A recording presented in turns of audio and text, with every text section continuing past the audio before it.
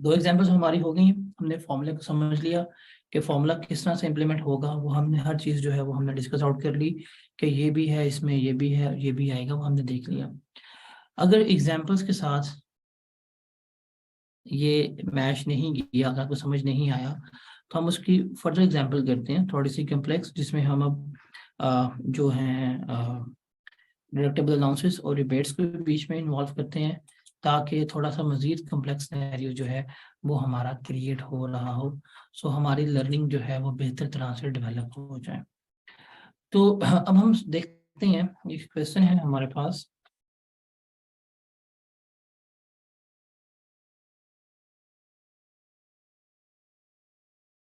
कहते हैं जी, मिस्टर दिलदार has close the following information. Mister दिलदार ने ये कुछ इंफॉर्मेशन जो है वो डिस्क्लोज की है। हमने दिलदार की टैक्स पेबल निकालना है, रिटर्न के साथ कितना वो पे करेगा, ये चीज जो है ये हमने क्या करनी है, ये हमने फाइंड आउट करनी है। जी, मिस्टर दिलदार has disclose the following information. ये कुछ इंफॉर्मेशन जो है वो उसने डिस्क्लोज आउट की है। उसकी टैक्सेबल सैलरी है 2.8 मिलियन की, और उसकी अदर सोर्स की इनकम है 3.36 लाख की। टैक्सेबल गेन उसका आया है 3 लाख का। उसकी Pakistani foreign source of income जो है दैट इज 3,60,000।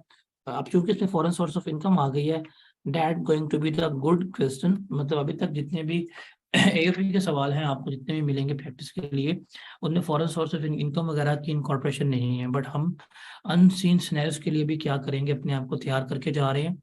सो हम इसमें फॉरेन सोर्स ऑफ इनकम को भी इनकॉर्पोरेट करेंगे। हमें पता है जब हमारे पास फॉरेन सोर्स ऑफ इनकम होती है तो इसके ऊपर हमें फॉरेन टैक्स क्रेडिट भी मिल रहा होता है, तो वो भी चीज़ के बीच में क्या हो जाएगी, वो भी हम बीच में टेकअप कर लेंगे, वो भी हम बीच में इनकॉर्पोरेट करके चल रहे होंगे। उसके अलावा उसने फॉरेन कंट्री में टैक्स पे भी की है। जब उसने फॉरेन कंट्री में टैक्स पे कर दिया तो मुझे फॉरेन यहाँ पे लग गया कि this person is eligible for foreign tax credit. उसके बाद उसको एओपी का शेयर कितना मिला है, 3,20,000 का मिला है। ज़कात उसकी डिडक्ट हुई है 17,000 रुपये की। उसने डोनेशन पे की है 50,000 रुपये की। अब डोनेशन है तो डोनेशन के ऊपर भी हमें क्या मिलेगा, रिबेट मिल रहा होगा, वो भी हमने देखना है। और उसका सैलरी पर टैक्स डिडक्ट कितना हुआ है, 16,000 का टैक्स जो है वो उसका सैलरी के ऊपर डिडक्ट हुआ है। तो ये उसने हमें क्वेश्चन गिवन किया है कि ये हमारा सारा सवाल है, अब इसको हमने सॉल्व करना है। अब इस क्वेश्चन में हमारे पास क्या आ गया है, हमारे पास इस क्वेश्चन में टैक्स क्रेडिट्स आ रहे हैं। मैक्सिमम जो पॉसिबल डिफिकल्टी है, मैक्सिमम पॉसिबल डिफिकल्टी वो यही है कि वो आपसे टैक्स क्रेडिट्स पूछ लेगा। मैक्सिमम वो क्या पूछ लेगा आपसे, टैक्स क्रेडिट्स पूछ सकता है। That will be the peak of difficulty, इससे डिफिकल्ट सवाल आई कैप नहीं पूछेगा। अब इसको हम सॉल्व करते हैं, देखते हैं क्या इतना डिफिकल्ट है भी कि नहीं है।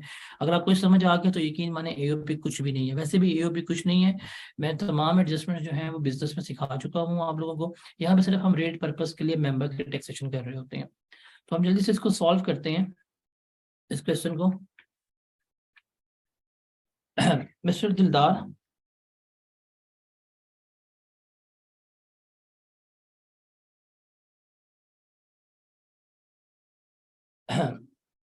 सैलरी आ जाएगी इसकी, और वो कितनी थी, एक मिनट मुझे जरा देखने दें। ठीक है जी, याद हो गई है। 2.8 मिलियन इसकी सैलरी थी। उसके बाद इसकी अदर सोर्स की इनकम जो है थी वो हमारे पास 3,60,000 की थी। उसके बाद इसका कैपिटल गेन था हमारे पास 3 लाख का। वो भी हम क्या कर लेंगे, वो हम यहाँ पे रिकॉर्ड कर लेंगे। यहाँ पे आ जाएगी इसकी पाकिस्तान सोर्स ऑफ इनकम, कितनी बनेगी, 3 और 3 6 और 8, 34,60,000 जो है वो क्या बनेगी, वो इसकी पाकिस्तान सोर्स ऑफ इनकम बन जाएगी। 34,60,000 will be the Pakistani source of income of this person. इसमें हम ऐड करेंगे इसकी फॉरेन इनकम। फॉरेन इनकम इसने कितनी कमाई है, फॉरेन इनकम भी 3,60,000 थी, तो 3,60,000 हम इसमें ऐड कर देंगे। तो इसकी टोटल इनकम जो हमारे पास आ जाएगी वो होगी 336, डेट वुड बी 3,820,000 जो है वो क्या बनेगी, वो इसके टोटल इनकम बन जाएगी। इस टोटल इनकम में से हम क्या करेंगे, इस टोटल इनकम में से हम लेस करवा देंगे डिडक्टेबल अलाउंसेस। जो उसके डिडक्टेबल अलाउंसेस होंगे वो लेस करवा देंगे, और वो एक ही था, दैट वो ज़कात, एंड ज़कात वो 17,000, वो हम इसमें से लेस करवा देंगे। ज़कात लेस करवाने के बाद जो मेरे पास इनकम आएगी, that would be taxable income. ये टैक्सेबल इनकम होगी शेयर फ्रॉम एओपी से पहले वाली, और इसको याद हो, इसको हम किससे डोनेट करते हैं, सी से डोनेट कर रहे हैं, एंड दैट वुड बी 3803,000। ये मेरी क्या बन जाएगी, ये मेरी टैक्सेबल इनकम बन जाएगी। अब इसमें हम क्या करेंगे, इसमें हम ऐड करेंगे शेयर फ्रॉम एओपी। एओपी का जो भी शेयर है वो हम क्या करेंगे, वो हम इसमें ऐड कर रहे होंगे। अब वो कितना था, डेट वॉज 3,20,000। 3,20,000 में क्या करूंगा, मैं 3,20,000 इसमें ऐड कर दूंगा। ऐड करने के बाद मेरे पास आ जाएगी total taxable income. Taxable income including share from AOP, और ये बन जाएगी 38,41,2,3,000 जो है वो क्या बन जाएगी, इसकी total taxable income including from share from AOP बन जाएगी। अब हमने डिटरमिन करना है, इसके ऊपर रेट्स लगाने हैं। हम क्या करेंगे, हम इसके ऊपर रेट लगाएंगे। अब रेट अप्लाई करने के लिए हम जाएंगे टैक्सेशन पे। अब यहाँ पे मुझे फैसला करना है कि ये सैलरीड है कि नॉन सैलरीड है, बिकॉज यहाँ पे सैलरी गिवन है। तो इसका फैसला कैसे होगा, आप सैलरी को पकड़ेंगे, डिवाइड कर देंगे इस टैक्सेबल इनकम पे। अगर इसका जवाब 75% से कम हुआ तो ये नॉन सैलरीड है। अगर इसका जवाब 75% से ज्यादा हुआ तो ये सैलरीड बनाएगा। तो 28 लाख को अगर आप 38 लाख के ऊपर डिवाइड करेंगे तो I think that would be less than 75%। तो ये क्या बनेगा, ये बनेगा हाँ आपका केस नॉन सैलरीड का। इसके ऊपर हम नॉन सैलरीड के रेट्स जो हैं वो लगा रहे होंगे। अब इसकी इनकम कितनी निकाली है हमने, इसकी इनकम निकाली है हमने 4123,000। ये इसकी हमने क्या निकाली है, इनकम निकाली है। अब इसके के ऊपर हम स्लैब लगाएंगे। अब ये 4 मिलियन से ऊपर जा रहा है तो 680 प्लस 32.5%, 680, और 4 मिलियन से जो एक्सीडिंग अमाउंट है वो है 1,23,000। इसका हम लेंगे 32.5%, और वो बनेगा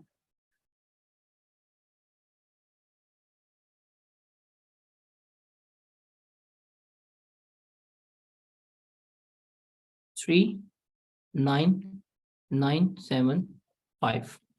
आप इसको ऐड कर देंगे, दैट वुड बी 7,1,9। ये इसकी आ जाएगी टैक्स। ये टैक्स तो हमने पे नहीं करना, ये तो हम क्या कर रहे हैं, रेट पर्पस के लिए। अब ये जो है this will be B and this will be A. हमने क्या करना है, हमने टैक्स निकालना है। हम निकालेंगे income tax on income that is other than AOP. Income tax on, ये इनकम है हमारी सी 3803,000। फॉर्मूला है A divided by B multiply by सी।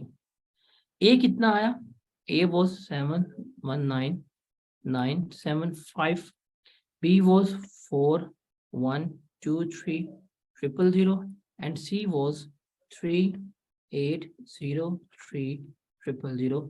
ये हम सॉल्व करेंगे, हमें क्या मिल जाएगा, हमें इसका रिबेट मिल जाएगा, सॉरी हमें टैक्स मिल जाएगा। कितना टैक्स बनता है वो हम क्या कर लेंगे, वो हम यहाँ पर कैलकुलेट कर लेंगे। That would be 6,6,4,095। ये क्या होगा, ये हमारा टैक्स आ जाएगा 6,6,4,095। ये हमारा टैक्स बन रहा होगा। अब सवाल में हमारे पास रिबेट्स गिवन है, सवाल में हमारे पास रिबेट्स जो हैं वो गिवन हैं। अब हमने रिबेट्स कैलकुलेट करनी है, इसमें से रिबेट्स लेस करेंगे तो हमारे पास क्या आएगा, टैक्सेबल जो उसकी टैक्स लायबिलिटी है वो आ जाएगी। अब रिबेट्स लेस करनी है तो रिबेट्स में एक हमारे पास फॉरेन टैक्स क्रेडिट आ रहा है और दूसरा हमारे पास रिबेट और डोनेशन आ रहा है, बिकॉज फॉरेन इनकम डिक्लेयर की है और डोनेशन है। और आपको सीक्वेंस याद होगा कि सबसे पहले हम क्या क्लेम करते हैं, सबसे पहले हम क्लेम करते हैं आपका जो होता है full time teacher allowance. Full time teacher allowance claim करने के बाद हमारे पास क्या आती है, हमारे पास उसकी फॉरेन टैक्स क्रेडिट क्लेम करते हैं।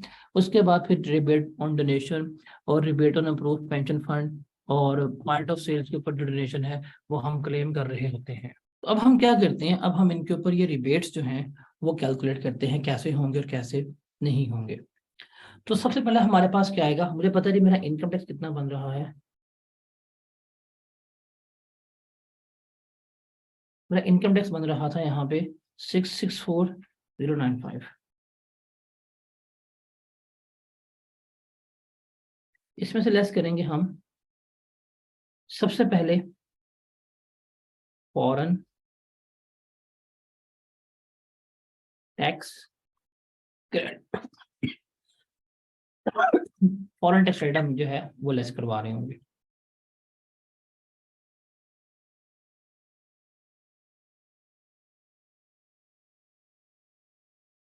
अब उसके लिए हम फॉर्मूला होता है हमारा फॉरेन टैक्स क्रेडिट का कि हम एक्चुअल कितना पे कर रहे हैं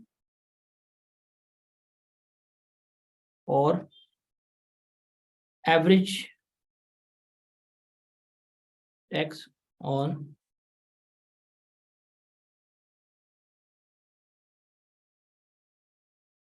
फॉरेन इनकम।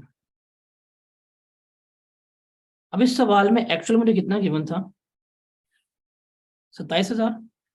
मैं ले लूंगा जी 27,000। अब हमने लगाना है इसके ऊपर एवरेज का formula, that will be A divided by B multiply by C, जो हम वहां पे कैलकुलेट करके आए हैं। अब ए यहाँ पे कौन सा लेंगे, रिमेंबर ए हम लेंगे ये वाला जो एवरेज रेट लगाने के बाद आया, दैट इज 664095। ये टैक्स है हमारी ओरिजिनल इनकम के ऊपर जिसके ऊपर शेयर फ्रॉम एओपी शामिल नहीं है। बी हमारी कौन सी आएगी, बी हमारी ओरिजिनल इनकम आएगी शेयर फ्रॉम एओपी के अलावा वाली, दैट इज 3803,000। और सी है हमारे पास फॉरेन इनकम, वो कितनी गिवन है हमें, दैट वॉज 3,60,000।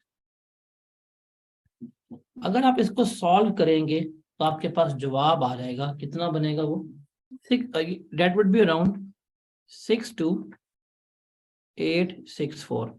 लोअर क्लेम करते हैं, लोअर कितना था, 27,000 था, तो 27,000 हम इसमें से लेस करवा देंगे और कितना आएगा, 664095 में से अगर हमने 27,000 लेस करवा दिया कितना बनेगा, ये बनेगा 637095। अब इसमें से हम लेस करेंगे डोनेशन का rebate, less rebate on donation. उसका फॉर्मूला होता था A divided by B multiply by C. अब ए इसमें क्या होगा, ए इसमें होगा total tax including share from AOP, that was 719,975। That was 719,975, 719,975 total income including from share from AOP 4123,000। Multiply करेंगे हम इसको जो हमने डोनेशन की है, डोनेशन हमने कितनी की थी, डोनेशन हमने की थी 50,000 रुपए की, उससे हम क्या कर देंगे, उसको हम इससे मल्टीप्लाई कर देंगे। तो मेरे पास क्या आ जाएगा, मेरे पास रिबेट ऑन डोनेशन आ जाएगा, वो कितना बनेगा 8731।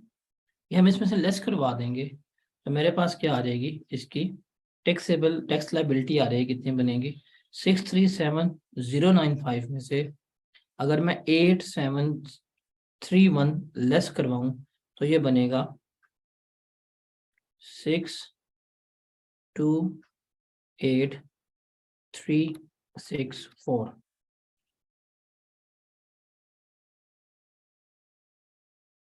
इसमें से हम लेस करवा देंगे जो इसने एडवांस टैक्स पे किया हुआ है ऑलरेडी। वो था हमारा 16,000 सैलरी का, वो हम इसमें से लेस करवा देंगे। इसका जो टैक्स पेएबल आ जाएगा वो कितना आ जाएगा, 612364। ये टैक्स जो है वो पे करेगा। अब यहाँ पे एक इम्पॉर्टेंट चीज जो है वो याद रखिएगा। यहाँ पे जब मैंने फॉरेन टैक्स क्रेडिट निकाला, फॉरेन टैक्स क्रेडिट में मैंने शेयर फ्रॉम एओपी को इंक्लूड नहीं किया, लेकिन जब मैंने यहाँ पे रिबेट ऑन डोनेशन निकाला तो मैंने एओपी के शेयर को इंक्लूड किया। टैक्स भी लिया जो शेयर फ्रॉम एओपी ऐड करने के बाद आ रहा था, इनकम भी ली जो शेयर फ्रॉम एओपी ऐड करने के बाद आ रही थी। यहाँ पे टैक्स भी वो लिया जो ओरिजिनल इनकम के ऊपर था, और इनकम भी कौन सी ली डिनोमिनेटर में, जो ओरिजिनल इनकम के ऊपर थी। तो यहाँ पे इम्पोर्टेंट पॉइंट जो है वो आपने अपने माइंड में रखना है कि ये जो शेयर फ्रॉम एओपी है, share from AOP does not include, ये हम शामिल नहीं करेंगे। कब? जब हमने सैलरीड या नॉन सैलरीड का स्टेटस डिटरमिन करना है, जब हमने फॉरेन टैक्स क्रेडिट ये देखना है, या जब हमने डोनेशन की लिमिट देखनी है। अगर आपको डोनेशन का याद हो, डोनेशन की लिमिट है 30% ऑफ टैक्सेबल इनकम। तो जब वो हम 30% ऑफ टैक्सेबल इनकम वाली कंपेयर कर रहे होंगे तो उस वक्त हम एओपी का शेयर नहीं लेंगे। अगर देखा हो तो मैंने यहाँ पे जब स्टेटस डिटरमिन किया सैलरीड या नॉन सैलरीड का, तो मैंने इसको पकड़ के इस पे डिवाइड किया, एओपी का शेयर नहीं लिया। सिमिलरली जब मैंने फॉरेन टैक्स क्रेडिट निकाला है तो फॉरेन टैक्स क्रेडिट में भी एओपी के अलावा जो एक्चुअल इनकम के ऊपर टैक्स है वो लिया, और एक्चुअल इनकम ली है। और अगर डोनेशन लिमिट अप्लाई करनी होती कि जितनी डोनेशन की है क्या वो 30% ऑफ टैक्सेबल इनकम के अंदर है कि नहीं है, तो ये जो इनकम थी ये वाली, इसका मैं 30% लेता और इससे मैं कंपेयर कर रहा होता। तो यहाँ पे donation share from AOP include नहीं होता। शेयर फ्रॉम एओपी इंक्लूड कब होगा?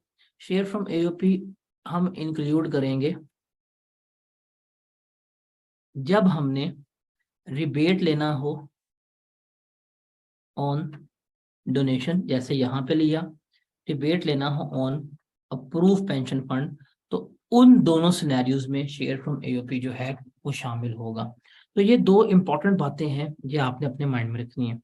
अगर पेपर में लेट्स सपोज आप माइंड में नहीं रख पाते, आप भूल गए हैं कि इस रिबेट के ऊपर शेयर फ्रॉम एओपी आना चाहिए या नहीं आना चाहिए, तो क्या करेंगे?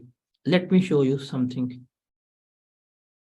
ये डोनेशन था, डोनेशन का हमने रिबेट लिया, दैट वाज 8731 आया। इसमें हमने शेयर फ्रॉम एओपी ऐड किया था। अगर मैं शेयर फ्रॉम एओपी ऐड नहीं करता, मैं विदाउट एओपी का शेयर ले लेता हूँ। अगर मैं इसको इस्तेमाल करता हूँ, 664095 was actual tax credit, tax divide किया 3803,000 से, मल्टीप्लाई करें डोनेशन की वैल्यू से 50,000 से, क्या जवाब आता है? जवाब विल बी 8731। अब यहाँ पे अगर ध्यान दें, यहाँ पे भी जवाब वही आया, यहाँ पे भी जवाब वही आया। तो इट मीन्स कि आपका शेयर फ्रॉम एओपी ऐड हो या शेयर फ्रॉम एओपी ऐड ना हो, आंसर आपका सेम आएगा। पेपर में कर रहे हो, कंफ्यूज हो गए हो कि रिबेट लेस करने जा रहे हैं, जब आपने वहां पे ये एवरेज का फॉर्मूला लगाना है, इस एवरेज के फॉर्मूला में टैक्स ओरिजिनल लेना है कि शेयर फ्रॉम एओपी वाला लेना है, इनकम ओरिजिनल लेनी है कि शेयर फ्रॉम एओपी वाली लेनी है। अगर कंफ्यूजन आ रही है, हालांकि रूल तो ये कह रहा है कि इनके ऊपर शेयर फ्रॉम एओपी ऐड नहीं होगा, इनके ऊपर ऐड होगा, रूल तो ये कहता है। अगर नहीं लग रहा पता, पेपर में स्किप हो गया, तो रिमेंबर आपने जब ये रिबेट्स अप्लाई करने हैं एओपी का शेयर नहीं लेना। अगर आप रिबेट ऑन डोनेशन में एओपी का शेयर नहीं भी लोगे, इस तरह भी कर लोगे, आपका आंसर ठीक आएगा, आपके मार्क्स नहीं कटेंगे। तो ये चीज जो है ये आपने क्या रखनी है, आपने अपने माइंड में रखनी है, इसको भूलना नहीं है, ठीक है। और remember full time teacher allowance सिर्फ सैलरी में मिलता है, सैलरी में इसका कोई लेना देना नहीं है, तो उसके लिए ये अप्लाई नहीं होगा। फुल टाइम टीचर अलाउंस सिर्फ किस पे होता है, सैलरी पे होता है, तो उसमें इसका कोई लेना देना नहीं होगा। तो ये है टैक्स क्रेडिट्स के साथ असूल लिख दिए कि शेयर फ्रॉम एओपी कब कब इंक्लूड होना चाहिए। अगर आपको पेपर में भूल गया है, अगर आपको पेपर में भूल गया है तो फिर क्या करेंगे, सिंपल सी बात है, शेयर फ्रॉम एओपी ना लीजिएगा, tax liability without share from AOP, income without share from AOP ले लीजिएगा, you will get the full marks, आपके मार्क्स नहीं कटेंगे। तो this was the best example. अब थिंक एग्जांपल नंबर 4 है, ये एग्जांपल आप लोगों के असाइनमेंट है, बिकॉज सारे अगर सवाल मैं करवा दूंगा तो आप लोगों ने क्या करना है, आप लोगों ने मुझे कुछ करना होगा। तो this question is your assignment, मैं भी डिस्कस कर दूंगा, या आपने खुद करनी है। देखो सैलरी है, आप इसको ऐड आउट कर लोगे, जो भी आएगी सैलरी लिख लेंगे आप। अदर सोर्स की इनकम है, टैक्सेबल गेन है, ये आ गई, आप इसको लिखेंगे तो आपके पास क्या आ जाएगी, पाकिस्तान सोर्स ऑफ इनकम आ जाएगी, इसको जमा करेंगे। उसके बाद फिर फॉरेन सोर्स ऑफ इनकम भी है और फॉरेन टैक्स क्रेडिट भी है। इसका मतलब क्या होगा, इसके ऊपर आपको मिलेगा फॉरेन टैक्स क्रेडिट, और जब फॉरेन टैक्स क्रेडिट आप इस्तेमाल कर रहे होंगे तो A divided by B multiply by C, B कौन सी होगी, original income excluding share from AOP, A होगा टैक्स ऑन ओरिजिनल इनकम, और सी ये जो फॉरेन इनकम है आपकी। उसके बाद शेयर फ्रॉम एओपी, ये इसको मिला, इनकम ऐड हो जाएगा, ज़कात लेस हो जाएगी।